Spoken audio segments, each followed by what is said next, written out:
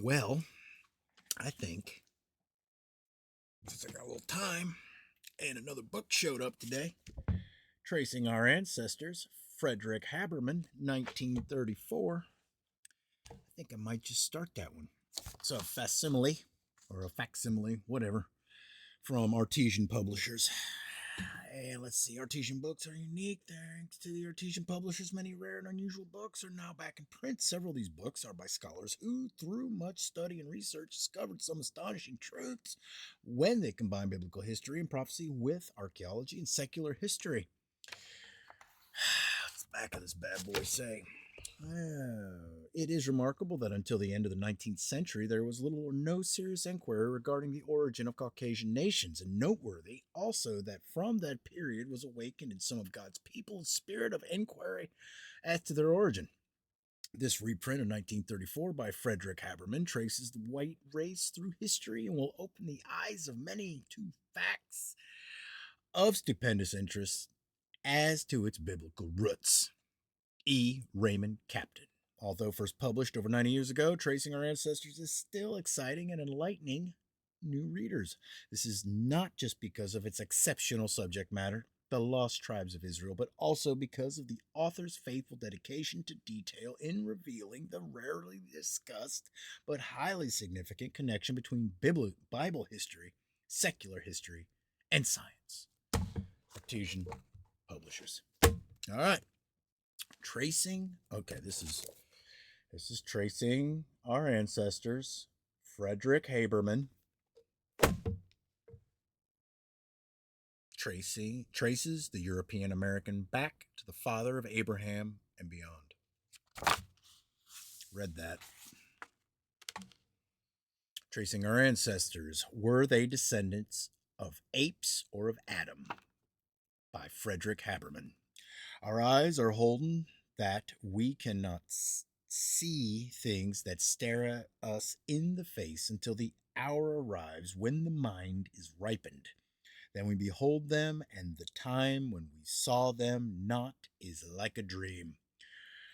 Ralph Waldo Emerson. I can't put that up there yet. My internet's down. I'm going to see if I can find the PDF of this so that I can put these pictures up. If not, there will be no pictures. Well, that's a picture right there. Ancient pattern for the Union Jack and the Star Spangled Banner. The topaz of the Sakai, a rock carving near Bhopal in India of the 4th century BC, taken from Robert's British History Traced. See chapter 11. All right. Chapter 1. Hold on. Look at my mug. There. I'll work on a background. Like I said, I don't have any internet right now, so I can't even look to see if I can find a PDF. Chapter 1. Missing Links. When Charles Kingsley chose the title of Westward Ho for his adventure in the Age of Elizabeth, he expressed in that title the age-long urge of the race, Der Drang nach Westen, as the Germans call it, to push forward towards the setting sun. It was on the eastern shore that our nation was born, and gradually it spread towards the west, towards the Alleghenies and the plains of Ohio, then onwards to the Mississippi and the western prairies, and finally across the Rockies and the Sierras, down the Pacific slope to the Golden Gate. Several American authors during the Depression have reviewed those various stages and the spread of our civilization towards the Golden West, and have reminded the perplexed people of America that we have reached the last frontier as far as our material progress is concerned. But other nations can see farther than our brothers, that America has reached a new and spiritual frontier. And so America has, beyond the Golden Gate, the sun dips into the Pacific to rise again, phoenix like, every morning in the east, bringing in a new day. Although the sun is sinking today upon the material expansion of America, and for over 3 years the dark night of the Depression has overshadowed us, we may be sure that there is a morning coming, and with it a sunrise when a new phoenix will arise with healing in his wings. The story of the colonization and founding of America is so well known that it is useless even to review it here. From the east, from Germany, Switzerland, France, and the Scandinavian countries came the people that gave America her character. With the history of those countries, we are not concerned. We can read their story in every library. We are merely interested here in the question of the race from which they sprang, the so called Anglo Saxon race, and their origin. No matter how long they lived there, whether for 1 or 2,000 or more years, what we want to investigate here is: where did they come from? Did they originate in Europe or did they not? If they were anything like their sons, the pioneers of America, they were not content to stay forever in one place, but kept moving, pressing ever from the east towards the west. Such indeed are the facts, as every evidence we have will show. As our fathers moved westward, let us therefore retrace their coming in an easterly direction and start with the Atlantic seaboard of Western Europe. It is a curious phenomenon that our scientists, who are so interested in the origin and evolution of man, should be searching all over the globe for missing links, even deep beneath the surface of the ground, going back for tens of hundreds of thousands of years. While they know so little about the people of Europe of 3 or 4,000 years ago, and overlook the many missing links lying and standing upon the ground of Western Europe. It is equally strange that our archaeologists should spend millions of dollars and years of labor digging up the ruins of Egypt and Mesopotamia, Central America, and the Indian relics of North America, while no efforts are being made to solve the mysteries of Stonehenge and Avery and the other British stone circles. Our great Ralph Waldo Emerson even expressed his surprise at this in his essay on Stonehenge. The chief mystery is that any mystery should have been allowed to settle on so remarkable a monument in a country on which all the muses have kept their eyes now for 1,800 years. We are not yet too late to learn much more than is known of this structure. Some diligent fellows of Layard will arrive, stone by stone, at the whole history by that exhaustive British sense and perseverance so whimsical in its choice of objects, which leaves its own Stonehenge or Choir Gar to the virtue of the simplicity of its plan, and its good preservation is as if new and recent, and 1,000 years hence men will thank this age for the accurate history it will emanate. From the south of Portugal, northward along the Bay of Biscay in Brittany, along the western isle of the British Isles, as far north as the Orkneys, and into Denmark, Sweden, and Norway, we find gigantic stones and stone structures erected by the hand of early man. Several types of those structures have been defined: menhirs or long stones standing on end, dolmens, table stones, house-like structures with stone slabs or boulders for walls and roof. Most of the latter, serving originally as tombs, were covered with mounds of dirt and are called tumuli. A good description of these structures the reader will find in the July number of the National Geographic magazine of 1923, which also produces many beautiful illustrations of them. Alignments are groups of menhirs arranged in line or in several parallel lines. Cromlechs are groups of menhirs standing in a circle or an arc of a circle, more rarely a square, usually terminating in alignment or surrounding a tumulus. The dimensions are sometimes incredible. The great menhir near Loch Maraquer, now thrown down and broken, probably by an earthquake, was nearly 70 feet high and weighed some 375 tons. Some of the dolmens have a height of 18 to 20 feet, with roof slabs 20 by 35 feet in area and several feet thick. Baring Gould indeed mentions one near Neves, Finisterre, whose capstone measured 45 feet in length and 27 in breadth and 6 feet thick. The alignments of Karnak in 10 to 13 parallel rows stretch across the country for nearly 5 miles. The tumulus of Mont Saint Michel Michelle looks like a natural knoll dwarfing the modern chapel which crowns it. It is hard to realize that it was heaved by human hands. All menhirs, cromlechs, and alignments were from their beginning open to the sky. Dolmens and similar constructions were all originally covered by Ptolemy, since removed in many cases in the course of farming or building operations. The above is quoted from the magazine article referred to, but its author makes no attempt to investigate who may have erected those gigantic structures. He is content to leave them as mysterious.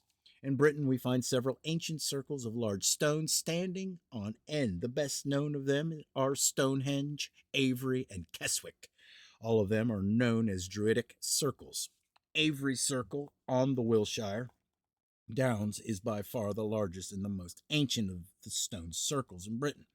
It is of gigantic dimensions and consists of three separate circles, two separate smaller circles within a larger one, the smaller ones having diameters of 325 feet and 350 feet, respectively, while the larger one has a diameter of 1,260 feet.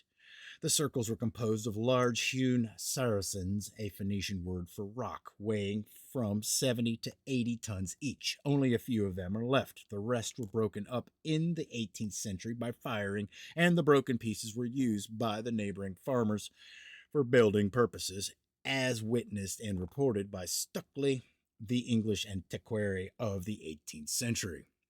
The only thing left intact about this once magnificent structure is an earth wall 44 feet in height and 1 mile in circumference. No other circle in the world can compare with its size and construction except the one near Darab in Persia, observed by Sir William Owsley, one time British minister to Persia.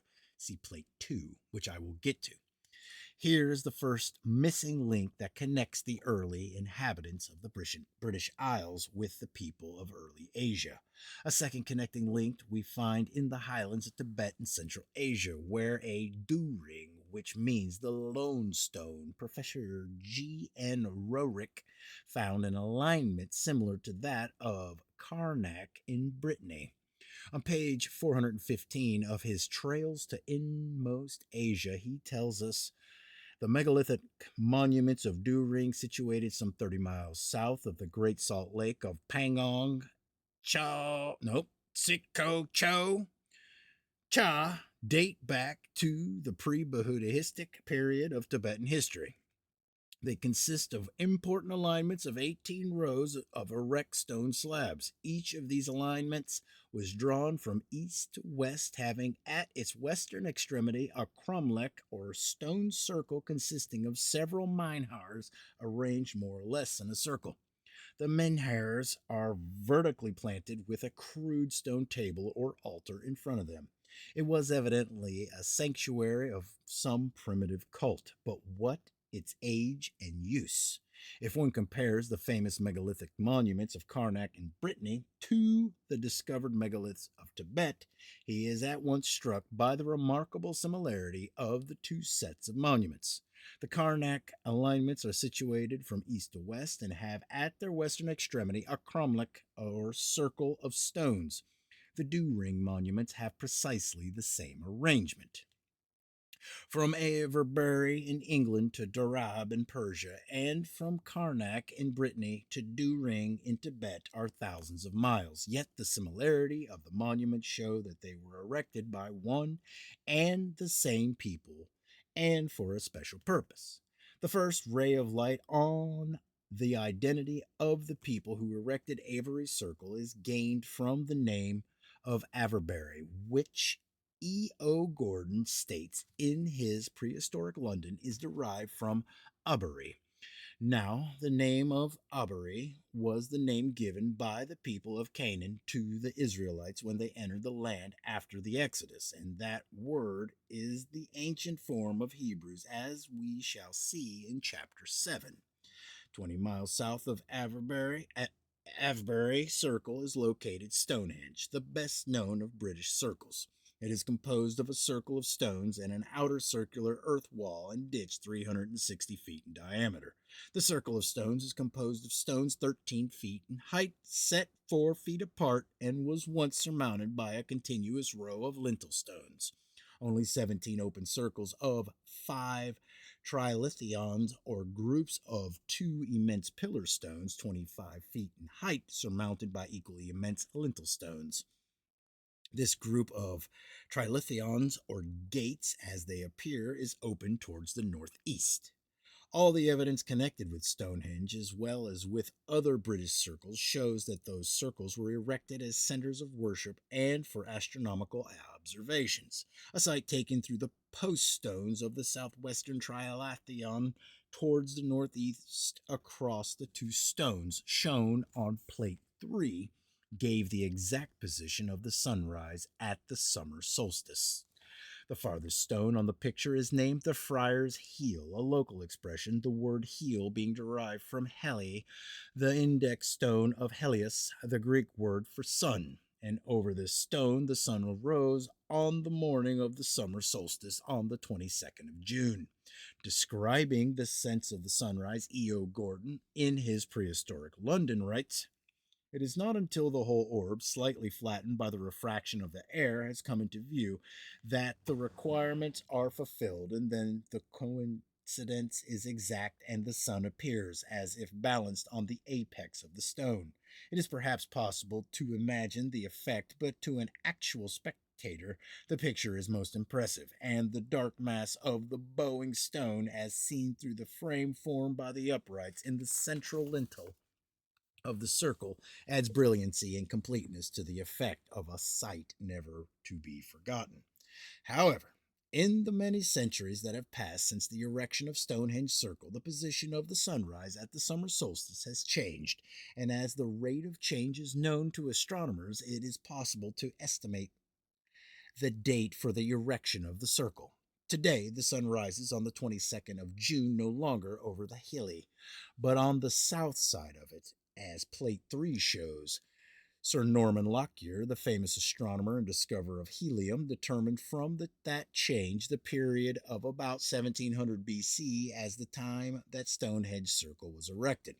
Let us consider what evidence Stonehenge Circle and its date of erection provided.